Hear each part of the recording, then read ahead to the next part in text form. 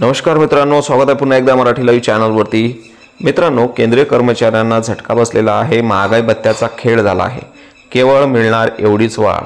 सविस्तर बातमी या व्हिडिओमध्ये आपण बघणार आहोत। त्या अगोदर जर आपण चॅनल सबस्क्राइब केलं नसेल तर सबस्क्राइब करा आणि बाजूला जी घंटी दिसते आहे तिला सुद्धा एकदा प्रेस करा, म्हणजे व्हिडिओ टाकल्याची सूचना तुम्हाला ताबडतोब येऊन पोहोचेल। बघा सविस्तर बातमी काय आहे। केंद्र सरकारने 8व्या वेतन आयोगाची नुकतीच घोषणा केली आहे। त्यानंतर महागाई भत्त्याचे सुद्धा देण्याचे जाहीर केले होते। सरकारने 16 जानेवारी 2025 रोजी 8व्या वेतन आयोग स्थापनेचे जाहीर सुद्धा केले। त्याच्या शिफारशी ह्या 1 जानेवारी 2026 रोजीपासून लागू होतील। केंद्रीय कर्मचाऱ्यांना महागाई भत्ते म्हणजे डीएनएस अलाउन्स ज्याला आपण डीए म्हणतो आणि सेवा जी आहे निवृत्ती धारकांसाठी महागाई दिलासा म्हणजे डीएनएस रिलीफ रकमेमध्ये वाढीसाठी आता जास्त वाढ पाहावी लागणार नाही। केंद्रीय कॅबिनेटच्या बैठकीमध्ये यावर अखेरचा निर्णय घेण्यात आलेला आहे। जर या महागाई भत्त्याला मंजुरी मिळाली तर नवीन डीए जानेवारी 2025 पासून लागू होऊ शकतो। केंद्रीय कर्मचाऱ्यांना मार्च महिन्यातील पगार वाढवू शकतो। त्यांना 2 महिन्याची जी थकबाकी आहे ही सुद्धा मिळणार आहे। आनंदावर पडणार विरजण।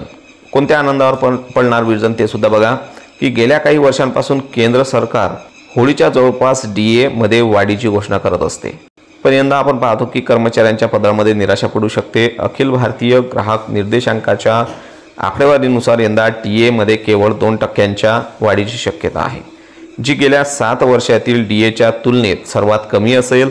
जुलै 2018 मध्ये सरकारने डीए मध्ये कमीत कमी 3 आणि जास्तीत जास्त 4 ची वाढ केलेली आहे। काही वेळा तर यापेक्षा पण अधिक वाढ राहिलेली आहे। त्यामुळे यंदा महागाई भत्त्यामध्ये केवळ 2% वाढ त्यांच्या आनंदावर विरजण पाडण्यासारखे आहे। तर 2%च वाढ मिळू शकते अशा प्रकारचा अंदाज वर्तवण्यात येत आहे। आता बघा AICPI जे निर्देशांकावर सर्व गणित असते ते कसं असते। कर्मचाऱ्यांना वर्षातून जानेवारी आणि जुलै महिन्यामध्ये महागाई भत्ता जो आहे तो लागू करण्यात येतो, पण प्रत्येक वर्षी डीएची घोषणा उशिरा करण्यात येते।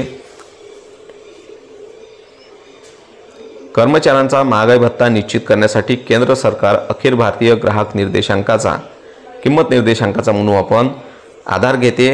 ही आकडेवारी कामगार मंत्रालय जाहीर करतो। त्यानंतर सरकार मागील 6 महिन्यांचे AICPI IW हा डेटा जो आहे तो विश्लेषण करून पुढील 6 महिन्यांसाठी डीए वाढीचा दर निश्चित करत असते। जुलै 2018 नंतरची सर्वात कमी वाढ म्हणता येईल याला। जुलै 2018 नंतर म्हणजे सुमारे 78 महिन्यानंतर महागाई भत्त्यामध्ये फक्त 2% वाढ ही सर्वात कमी वाढ आहे असे म्हटले जाईल। यापूर्वी जुलै ते डिसेंबर 2018 या कालावधीत सर्वात कमी वाढ झाली होती आणि त्यावेळी ही 2% वाढ करण्यात आलेली होती। तर अशा प्रकारे हा व्हिडिओ होता। हा व्हिडिओ जर आवडला असेल तर प्लीज लाईक करा, शेअर करा, कमेंट करा आणि हो चॅनल अजूनही आपण सबस्क्राइब केलं नसेल तर सबस्क्राइब करा।